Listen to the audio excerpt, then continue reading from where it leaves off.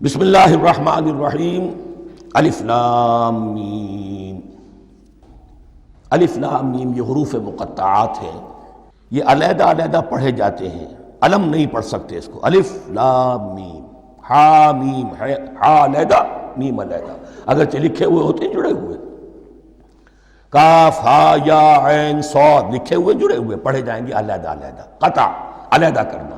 تو حروف مقطعات ان کے بارے میں ایک بات تو جو ہے اجماعی ہے، سب کے نزدیک مسلم ہے، ان کا کوئی حتمی مفہوم اور ان کے حتمی معنی کسی کو معلوم نہیں سوائے اللہ اور اس کے رسول کے۔ اس معنی میں یوں بھی کہا گیا یہ کوڈ ورڈز ہیں، جیسے کہ کوئی میسیجز جو ہیں ادھر ادھر بھیجے جاتے ہیں، سیکرٹ میسیجز، تو کچھ کوڈ ورڈز ہوتے ہیں جس سے سمجھ میں آتا ہے کہ یہ بات واقعتاً صحیح سورس سے آ رہی ہے، واللہ عالم۔ لیکن اس کا کوئی مفہوم اور اس کے معنی جو ہیں وہ اتفاق اس پر ہے، اگرچہ بعض حضرات نے کچھ اپنی سی کوشش کی ہے، کچھ مفہوم جو ہے بنانے کی، وہ اپنی جگہ پر ہے، لیکن یہ کہ کسی حضرت عبداللہ ابن عباس رضی اللہ تعالی عنہما نے بعض ایسی کوششیں کی ہیں، لیکن ان کی رائے کو بھی ان کی ذاتی رائے سمجھا گیا ہے، امت نے اسے قبول نہیں کیا۔ اجماع اور کنسنسس اسی پر ہے کہ اس کے معنی اور مفہوم کسی کو معلوم نہیں سوائے اللہ اور اس کے رسول کے۔ البتہ بعض چیزیں ایسی ہیں کہ وہ اگر نوٹ کر لی جائیں تو شاید آئندہ ہے اس میں کچھ راز کھلنے کے امکانات پیدا ہو جائیں۔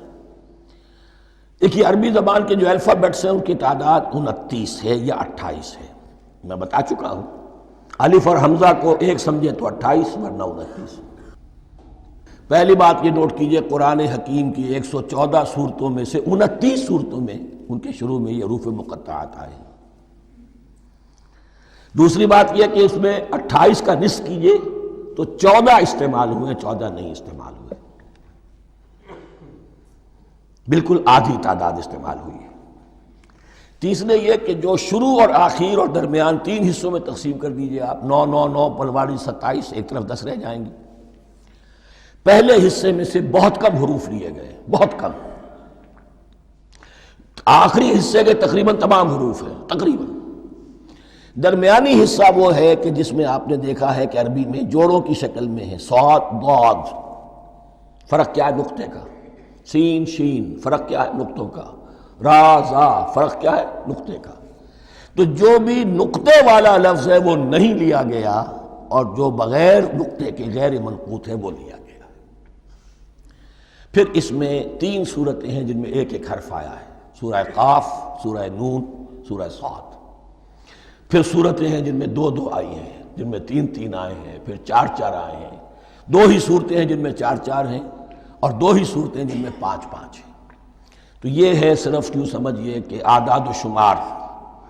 اس کے حوالے سے کچھ آدمی غور کرے تو شاید کوئی بات نکلے۔ باقی وہ مثال میں آپ کو بتا دیتا ہوں کہ حضرت عبداللہ ابن عباس نے ایک رائے ظاہر کی کہ الف لام میم در حقیقت ایک جملے کا خلاصہ ہے، انا اللہ اعلم۔ پہلا لفظ انا، اس کا الف لے لیا، درمیانی لفظ اللہ، اس کا درمیانی لام لے لیا، تیسرا لفظ اعلم، یہ آخری لفظ ہے، آخری حرف میم لے لیا، انا اللہ اعلم، میں اللہ جانتا ہوں، واللہ اعلم، واقعتاً اللہ ہی جانتا ہے۔ یہ حضرت عبداللہ ابن عباس کی رائے ہے، لیکن اگرچہ انہیں حبر الامت مانا گیا ہے، لیکن یہ کہ ان کی اس رائے کو بھی اکثر و بیشتر مفسرین نے قبول نہیں کیا۔